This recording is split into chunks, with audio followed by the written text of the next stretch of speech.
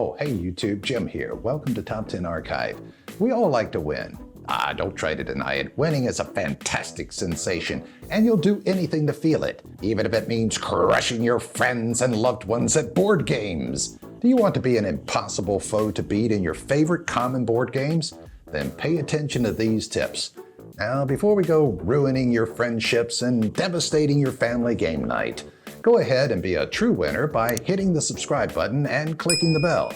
If any of these tricks work for you, give the video a thumbs up and let us know how hard you made your opponent cry in the comment section. Number 10. Scrabble. Though it may seem like Scrabble can only be won if you have the largest vocabulary, there's a strategy that shows quite the opposite.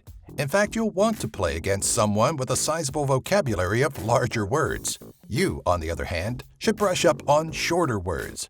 You see, short words don't leave much room to be built on, especially if you find a way to block expansion with strategically placed small words. When your opponent plays a longer word, simply build off of it while finding ways to block the board and prevent the use of double and triple letter scores. Number 9. Tic Tac Toe. Tired of always losing at Tic Tac Toe? Then you need to print out these maps of optimal moves, study them, and just when you think you've memorized every move, study them some more. There's no participation trophy for Tic Tac Toe, so you need to be in it for the big W. Those somewhat complicated-looking maps represent the move you want to make depending on where your opponent moves. The red symbol represents the move you'll want to make depending on which space your competitor occupies during their move. Number 8. Guess Who?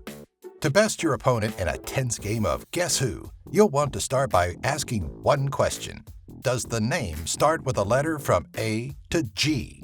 This should have the number of choices, a number which you can diminish even more by asking their gender in the same question.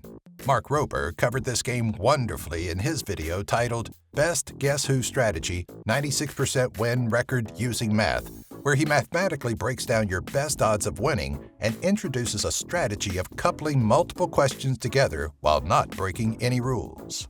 Number 7. Battleship. You can thank the president of data genetics, Nick Berry, for what is about to be your lucrative Battleship career. According to Berry, the key to dominating the deep blue is envisioning it like it's a checkerboard. When you make a guess, do so on what would be a color square, and if it's a miss, leave a space between your prior guess and your next one. Should you still be having difficulties, use Alex Alamy's graph, which shows probabilities of scoring a hit based on the location on the board. Number 6. Chess. Chess is a lot easier to win if you're playing against someone of amateur skill level. If they don't know what you're trying to pull off, you can finish the game in 2 moves with the Fool's Mate or 4 moves with the Scholar's Mate. For Fool's Mate, all you need is for your opponent to move the pawn from in front of their kings, bishop, and knight. With them out of the way, your queen can quickly take the game. Scholar's Mate is a little more complicated, requiring use of the bishop and queen. There's also Fromm's Gambit, Bird's Opening, and Legal Trap, which can really throw your opponent for a loop. Number 5. Ginga. Ginga is a game of steady hands and balance, but there are a few tricks that can decimate your opponent. When it comes to removing blocks, you'll want to push them rather than pull. You probably already knew this one, but always take from the center when you can and try to force your opponent to pull from the sides. Whenever you take a block from a side of the tower, replace it on the opposite side. You may find that some blocks slightly vary in size, so try to find the thinner blocks as they won't be bearing the tower's weight. Number 4. Clue. There's really no shortcut to winning Clue, but there's a tactic you should use to better deduce the who, what, and where that's needed to win. Whenever a player shows off a card in their hand, you're expected to jot down that the item isn't in the center envelope. What the game doesn't suggest is also noting who has that card and making note of when a player has none of the cards. This ultimately will help you deduce which cards are in play and which you should be guessing. Number 3. Connect 4. There's a way to win at Connect 4 100% of the time. And while that won't make you much fun to play with, it does feel good. You'll need to go first and place your disc in the middle slot for this to work. But when you do, it's a guaranteed win. The Department of Mathematics and Computer Science at Vrije Universiteit in the Netherlands wrote up an entire explanation, but it's quite a bit to get into. Winning could take 41 moves out of more than 4 trillion possible configurations, but could take longer depending on the opponent. Here, we have just one possible win, with another here. Number 2. Risk. Global domination is almost a guarantee if you follow these tips to rule the world. We're talking about Risk. You know that, right? Not the actual world. Anyway, since winning a battle in Risk is dependent on the roll of a die, how you play is really what matters. Much like in the real world of diplomacy, you can either play aggressively or bully others into doing your dirty work.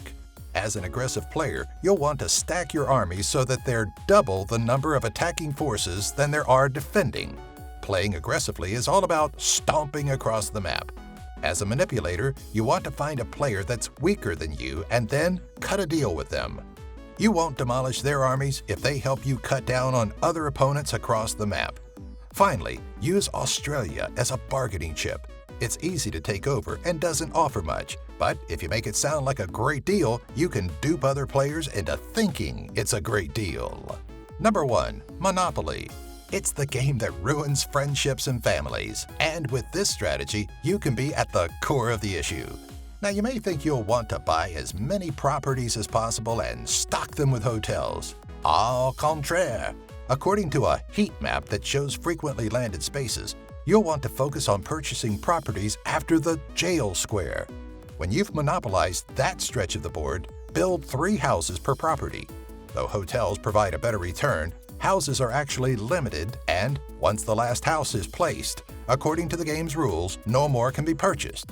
This will leave your opponents scrambling as they inevitably land on your monopoly. Thanks for watching. Now, go forth, conquer, devastate, but always play nice. Remember to subscribe, click, comment, and like.